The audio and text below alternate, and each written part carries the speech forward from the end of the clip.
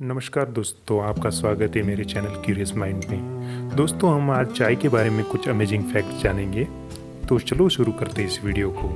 दोस्तों, चाय हमारी ज़िंदगी का रोज़ाना हिस्सा बन गया है। तो चलो इसके बारे में कुछ रोचक तथ्य जानते हैं। क्या दोस्तों आप जानते हो चाय की शुरुआत पहले हुई कहाँ थी, या फिर चाय की खोज कहाँ पे हुई थी? तो ये माना जाता है दोस्तों कि चीन के लोगों ने सबसे पहले चाय पीना शुरू किया था। ऐसा कहा जाता है कि 4700 साल पहले चीन के एक राजा थे जिनका नाम था शेन लुंग। उनके सामने गर्म पानी का प्याला था, चाय की कुछ सूखी पत्तियां आकर उसमें गिरी और उसका रंग बदल गया। जब राजा ने उसको जरा सा पिया तो उन्हें स्वाद बहुत ही पसंद आया था। तभी जाके की चाय की शुरुआत हुई थी दोस्तों ये तो बात होगी चीन की। तो दोस्तों, ये भारत में चाय कैसे पहुंची? तो भारत में चाय की खेती की शुरुआत 1835 में हुई थी। दरअसल क्या हुआ था दोस्तों, 1815 में कुछ ब्रिटिश यात्रियों का ध्यान असम में उगने वाली चाय की झाड़ियों पर गया था, जो कि स्थानीय कबायली लोग एक पेय के बनाकर पीते थे। उस पर ब्रिटिश की नज़र पड़ गई थी।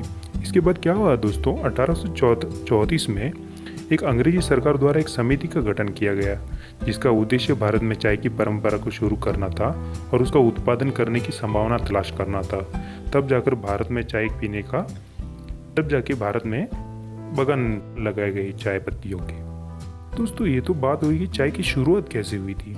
लेकिन आपको ये पता है दोस्तों, पहले की कुछ सदियों तक चाय को एक दवाई के रूप में हो रहा था। इसे रोज पीने की परंपरा तो खासकर भारत में पिछली सदी से ही शुरू हुई है ना दोस्तों। अच्छी बात। चलो दोस्तों, अगली बात जानते हैं। एक अनुमान के अनुसार चाय की 1500 से ज़्यादा किस्में हैं। भले ही सब संसार में चाय की 1500 से भी ज़्यादा किस्में हैं, लेकिन इनमें मुख्य 4 ही है दोस्तों: काली, हरी, सफ़ेद और पीली।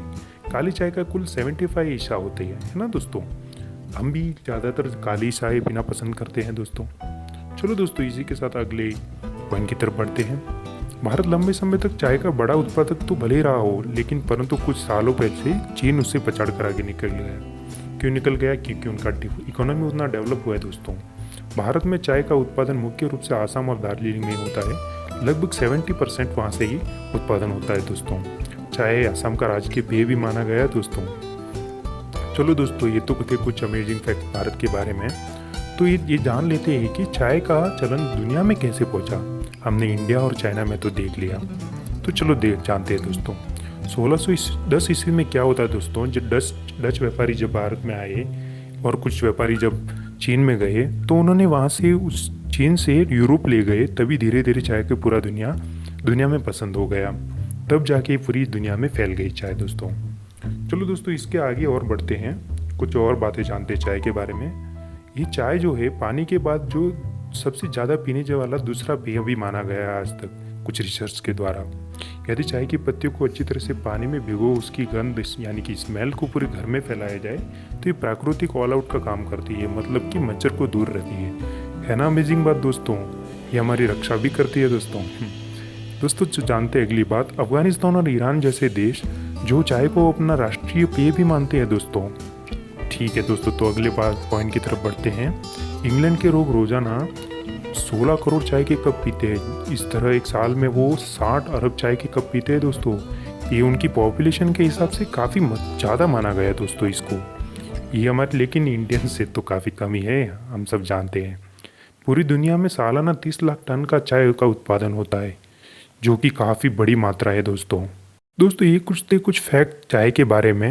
ये आपकी राय क्या है, कमेंट सेक्शन में ज़रूर बताएं। मैं तो यही कहूँगा दोस्तों, चाय को पूरी दुनिया में पसंद किया गया है, लेकिन हम जानते हैं हर चाय के क्या दोस्तों, हर चीज़ के कुछ अच्छे और कुछ बुरे पहलू होते हैं। तो हर चीज़ को कुछ ज़्यादा करेंगे तो हमें नुकसान ही पहुँचाएगी। इसी के साथ इस वीडियो को समाप्त करते हैं दोस्तों। अगर मेरा वीडियो आपको अच्छा लगा हो तो सब्सक्राइब जरूर कर दीजिए चैनल को, और आप मेरे लिए कुछ एडवाइस हो तो कमेंट सेक्शन में ज़रूर डाल दीजिएगा। आपका बहुत बहुत धन्यवाद दोस्तों।